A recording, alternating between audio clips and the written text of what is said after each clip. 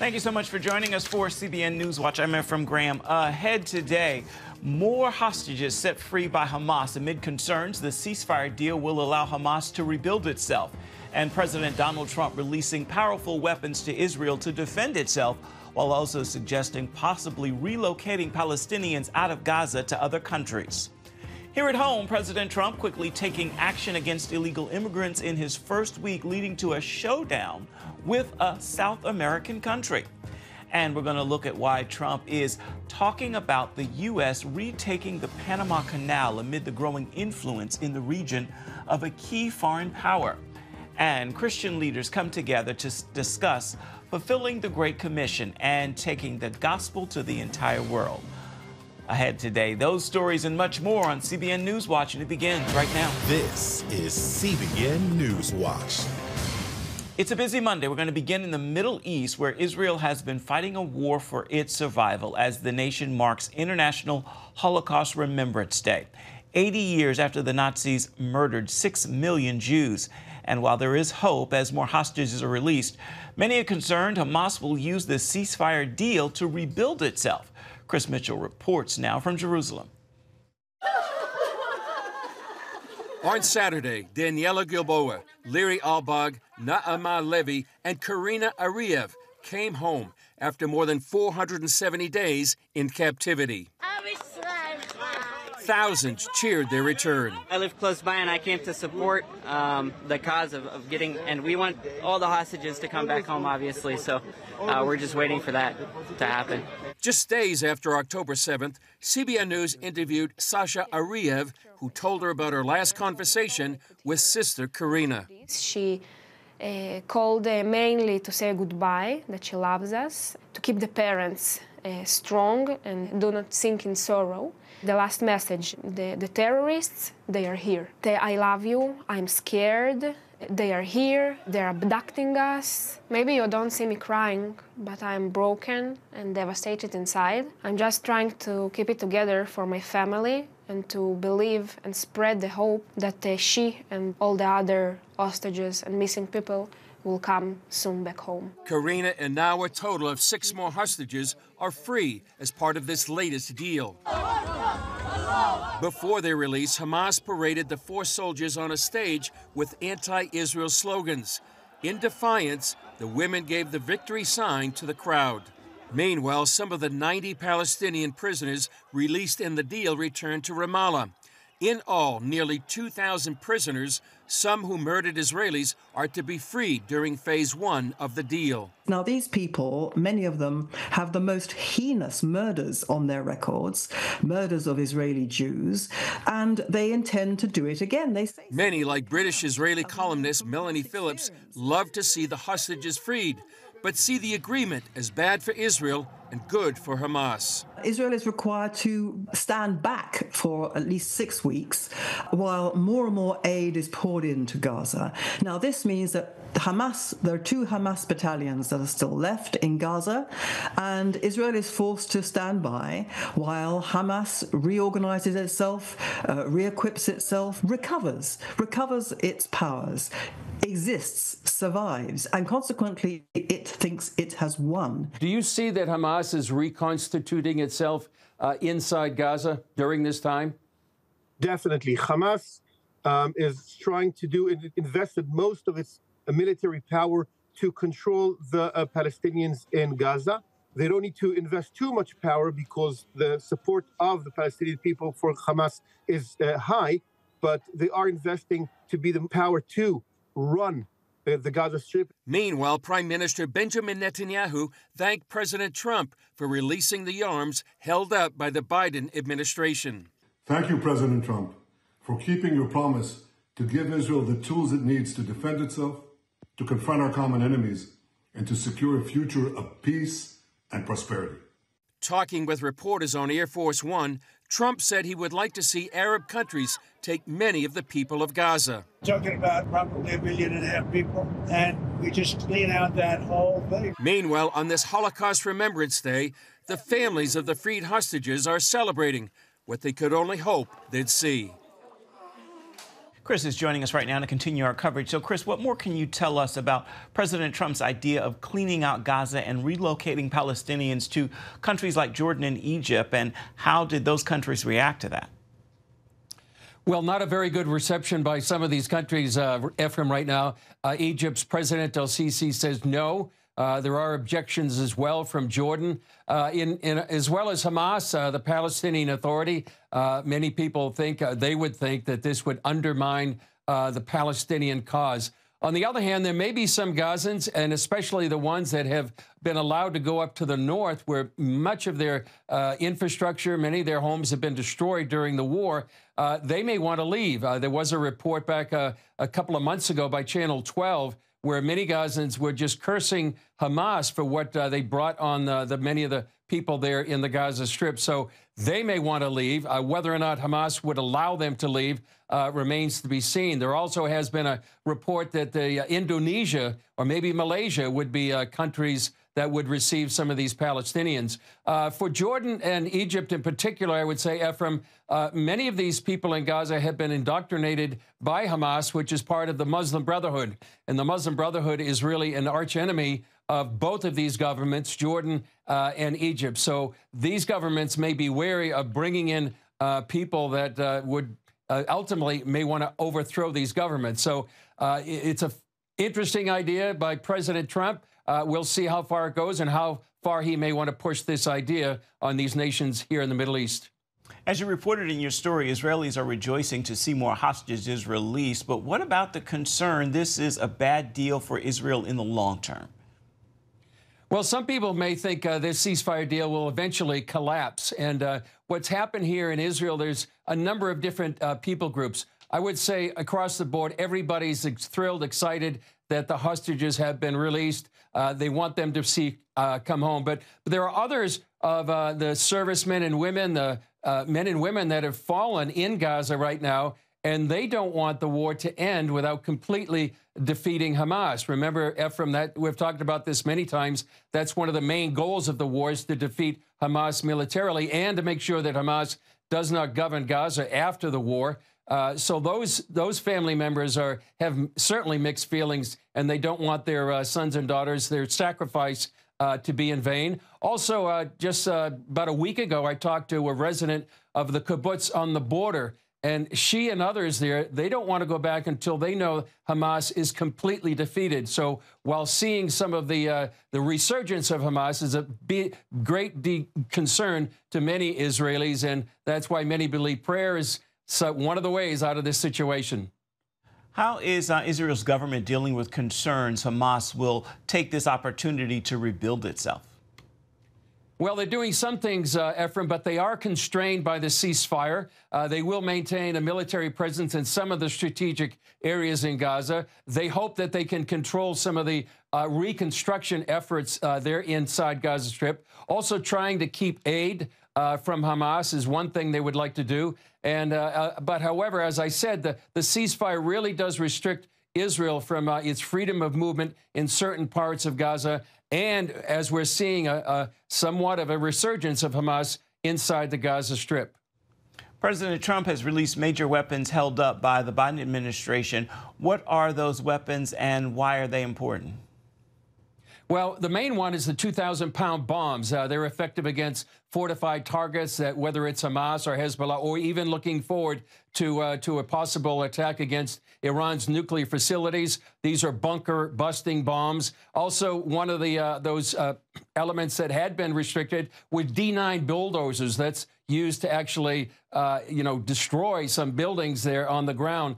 But it overall marks a huge shift in U.S. foreign policy, from the Biden administration that had been slow walking these munitions. And so we have Trump has a foreign policy team right now, including himself, that is much, much more favorable towards Israel and its war efforts. Today is International Holocaust Remembrance Day. How is that being reserved there in Israel? Well, in the UN, President Isaac Herzog, he'll be speaking there, but it's really more of an international commemoration. There will be world leaders gathering at Auschwitz-Birkenau. The European Coalition for Israel, for one, is calling for a renewal of Holocaust remembrance. And even though this is an International Remembrance Day, Almost everyone here, Ephraim, is affected by the Holocaust. Family members that have been had died in there, so they always remember that the phrase "never again" here in Israel. All right, our CBN News Middle East Bureau Chief Chris Mitchell, thank you for your insights, and know that we are looking forward to hearing from you again, of course, in the days ahead. Here at home, a hectic first week for the Trump administration. A top issue dealing with the border crisis, including moves to deport illegal immigrants, which led to a showdown with the nation of Colombia. CBN's Dale Hurd is on this story. The White House is claiming victory over Colombia in a showdown over flights of deported Colombian migrants who were in the U.S. illegally, after Colombia's president blocked 2 U.S. military planes with deportees from landing in the South American nation. President Trump ordered 25% tariffs on imported goods from Colombia, including crude oil, coffee, and bananas. Colombia's president blinked first, and the U.S. planes will be allowed. It comes as border czar Tom Homan joined ICE and DEA agents in Chicago, where officials say they conducted targeted operations. It's sending a strong signal to the world our border's closed. Immigration officials say they arrested almost 2,000 people across the country over the weekend. Texas Republican Governor Greg Abbott praised Trump's swift action on the border. I don't think there's ever been a more sudden and swift change in any government operation than under President Trump. Even Illinois Democratic Governor J.B. Pritzker told CNN he is in favor of ICE's apprehension of illegal migrants with criminal records in his state. If they show up with warrants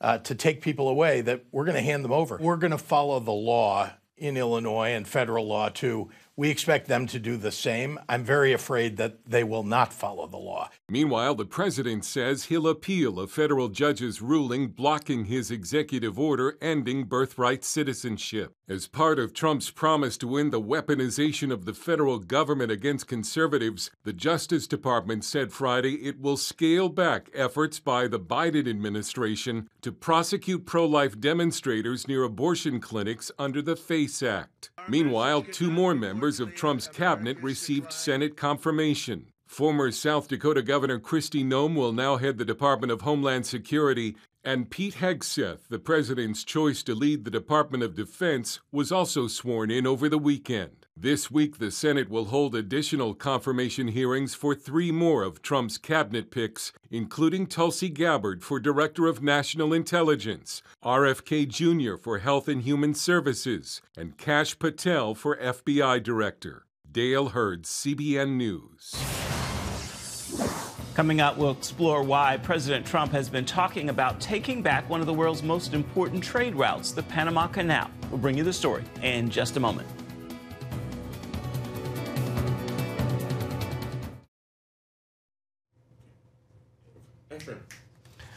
Thank you. Welcome back. Secretary of State Marco Rubio will be traveling to Panama as part of his first international trip, which begins late this week. President Trump has made the Panama Canal a key issue for the U.S. Much of that has to do with China's growing influence in the region. And Trump is talking about America taking the canal back. Chuck Holton brings us a closer look from Panama. President Trump accused Panama of not honoring its agreements with America. And Panama's promise to us has been broken. The purpose of our deal and the spirit of our treaty has been totally violated. American ships are being severely overcharged and not treated fairly in any way, shape, or form. And that includes the United States Navy. And above all, China is operating the Panama Canal, and we didn't give it to China. We gave it to Panama, and we're taking it back. If you wonder how China is trying to gain influence over Panama, you just have to look no further than this construction right here that's going out into the Panama Canal there behind me. That's the port of Balboa over there, and you can see these ships coming out of the canal. But this construction is one of 2 bridges that China has agreed to build over the canal, with investing more than $1.3 billion in Panama as part of their Belt and Road Initiative. And this is all part of a plan by China to increase its presence around the globe. And that's one of the concerns of the Trump administration. Panama's current president, Jose Raul Mulino, is pushing back. The Panama Canal belongs to Panama and will remain Panama's. The Panama Canal was not a concession or a gift from the United States. The Panama Canal emerged in 1914, following a bilateral treaty in 1903 at the dawn of our independence from Colombia. Panama has invested heavily to keep the canal efficient and competitive. For that reason, if the U.S. were to take it back, it would get a completely different canal than the one turned over in 1999. Panama has invested billions of dollars expanding the canal. They dredged the entire channel from the Atlantic to the Pacific to accommodate much bigger vessels. They've widened the Culebra Cut. They've put their own 2 sets of locks on the Atlantic and Pacific sides with chambers that are 180 feet wide. So Panama has some serious skin in the game. This site where I'm standing was actually built by the Chinese. As a matter of fact, they have a large monument they built here to 150 years of China in Panama. Nobody's making the case that there are no Chinese or no Chinese influence in Panama. The real question is, how much influence does China have over the Panama Canal? I don't think he's going to tell us.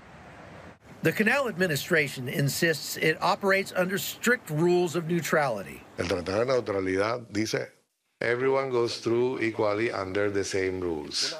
Once an exception process is open in the assignment procedures of transit and operations of the Panama Canal, a Pandora's box is open and you don't know where it ends. So the most sensible, prudent, and efficient way to do this is to maintain the rules. Trump's comments have sparked anger in Panama, a longtime U.S. ally. Panama is very pro-American, very American-friendly. For Trump to just come out with these statements is highly insulting to Panama. If Trump is trying to thwart the Chinese influence that is creeping into this country, it's not the right way to diplomatically do it by just bashing and attacking Panama. From Panama, I'm Chuck Holton for CBN News. Still ahead, Christian leaders come together to discuss fulfilling the Great Commission by spreading the gospel throughout the world. We're going to bring you the story. It's all coming up right after this. Taking the gospel to the entire world, that was the focus as Christian leaders met in Texas recently to discuss fulfilling the Great Commission. And the global church, CBN's Wendy Griffith, has this story. They came to Dallas from dozens of nations and every major denomination to share what the Holy Spirit is saying about sharing the gospel. Dr. James Davis, founder of the Global Church Network, told CBN News their mission is threefold. We exist to help synergize the body of Christ, to help mobilize Christian leaders, to help finalize the Great Commission. It's about finishing. You know, for so long, we've, as a church, have said one day we're going to complete the Great Commission, but it's time now to do that. And so we synergize, mobilize, and finalize. Dr. Davis, are we getting close to that goal? We are getting close. We're getting close on many different fronts. First of all, we're getting close relationally. And what I mean by relationally, the body of Christ is realizing that if we're going to bench press the planet so that everyone can have access to the gospel, we're going to have to work together. That's why we say synergize. So that's the first piece of the puzzle. The second piece is mobilize. Mobilize in Bible translation. There is a massive uptick on Bible translation to get it all finished, every language done, and it's rapidly happening on a global scale. It's happening evangelistically. More people are coming to Christ today than ever in the history of the world. Among the speakers, Reverend Robert Jeffress, who encouraged church leaders to be brave and bold. Right now, one of our assignments from God is to push back against evil, to delay the disintegration of this world. Why? So that we might have longer to share the gospel of Jesus Christ. What happens when Christians refuse to push back against evil? All you have to do is look back 83 years ago to the rise of Adolf Hitler to see what happens when Christians remain silent. Former U.S. Secretary of State Mike Pompeo shared the importance of keeping faith as the first priority. I was a Christian who was tasked with being the 70th Secretary of State for the United States of America, and I never misunderstood the sequencing there. Right. And when you get that right, it brings peace. Davis says in order to fulfill the Great Commission, more workers are needed in the fields. Because Jesus said the harvest is plentiful, but the laborers are few. We must have more full-time gospel preaching, church planting men and women of God around the world like never before to finish. And so we have set strategic goals to help equip 1 million new ministers by 2030. Dr. Davis, we keep hearing that revival is at the door. If it shows up tomorrow in all of its fullness, is the church ready? We need a harvest so big that we have to call for the other boats. And there's not a fish problem, there's a boat problem. We have got to get ready because the Lord is sending renewal and revival, but we need to be ready when it's here. And we don't need to say it's another 6 months or 6 years. God is at work, and he's at work everywhere, and it's imperative that we get ready for it. Wendy Griffith, CBN News. Coming back with an encouraging word for your Monday. Stay with us. Time now for your Monday Motivation, and today I leave you with this thought as we begin another week together and round out the first month of the new year already. Today is a good day to close the door on distractions, fix your focus on what matters most. It is sure to move you forward. Again, let us all declare death to distractions today. Resurrect that dream you've allowed to die and fix your focus on the steps you need to make that dream a reality.